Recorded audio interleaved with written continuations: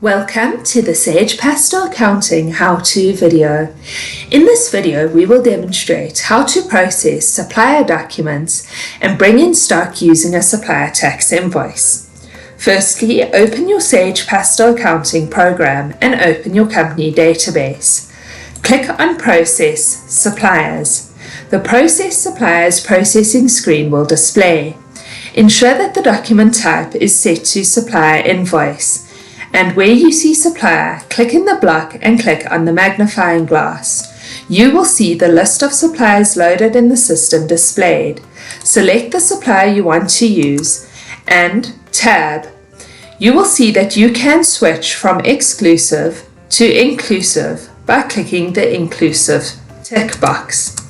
You can then tab to where you see period. Select the period that you want to use for the document as well as the date. Where you see supplier invoice number, this is the invoice number that the supplier has given you on their document. This has to be filled in as a supplier tax invoice where the supplier invoice number cannot be blank. Fill in the document number accordingly and tab until you get to type. Where you get to type, if you are using inventory, ensure that you use for item code from the list that displays. Tab to where you see code and click on the magnifying glass. Your inventory items will display that have been loaded into the system. Select the item and tab until you get to the quantity. Enter the amount that you are bringing in as well as the tax type to use from the list that displays. Next, enter either the inclusive or exclusive price depending on your settings, and do this for each and every item that you are bringing in. If, however, you do not use inventory, you can also select the option 6GL code. Again, tab to where you see code and select the magnifying glass.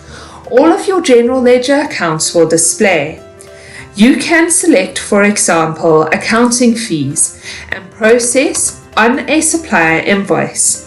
Please note that if you are going to process using your general ledger accounts, you will not be able to select a quantity as you cannot sell so many general ledger accounts. All that you will be able to do is select the tax and enter the total value due for that account. This general ledger account will then be affected as well as your supplier account. Once you have captured the tax invoice accordingly, you can click on Next Document. You will then be asked if you wish to print the document, email the document, or print and email. You can click on OK after making your selection. If you do not wish to print, you can click on Cancel. If you selected the option to update on completion of document, the document will be uploaded to the general ledger automatically and all of your general ledger accounts will be affected. If, however, you chose to update in batch mode, this means that the document will stay in an open batch until such time as you update it. If you go to Number and click on the magnifying glass, all of your batched invoices will display. Should you then need to edit the document for whatsoever reason, you can select the document and press Tab and enter it accordingly. When you are ready to update the batch, you can click on Batch Update. If you did not print, email, or print and email the document, the print and email screen will display asking you what you wish to do. Again, you can click on OK once making your selection, or if you do not wish to print or email, you can click on Cancel. If you click on Cancel, you will be advised that at least one document has not been printed, and do you want to print the documents? If you do not expect to see this message and you wish to print all the documents, click on Yes. If not, click on No. You will then be asked to update the batch. You can select the option to make a backup before updating the batch.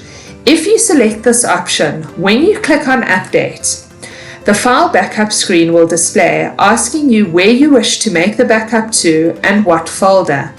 Make your selection accordingly and click on Process. Once the backup is made, you will be advised that it needs to test the backup. Please click on OK. And once the test is complete, you will be asked to click on Close. When you click on Close, all of the invoices in the batch will be updated to the general ledger automatically.